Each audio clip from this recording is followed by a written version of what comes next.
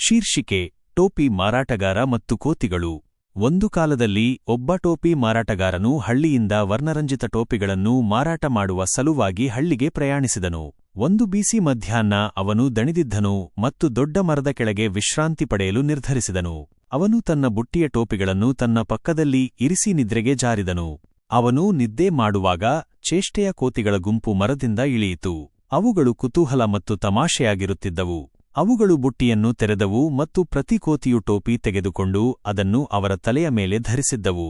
ಟೋಪಿ ಮಾರಾಟಗಾರ ಎಚ್ಚರವಾದಾಗ ಅವನ ಬುಟ್ಟಿ ಖಾಲಿಯಾಗಿರುವುದನ್ನು ನೋಡಿ ಅವನು ಆಘಾತಕ್ಕೊಳಗಾಗಿದ್ದನು ಮತ್ತು ಕೋತಿಗಳು ತನ್ನ ಟೋಪಿಗಳನ್ನು ಮರದಲ್ಲಿ ಧರಿಸಿದ್ದವು.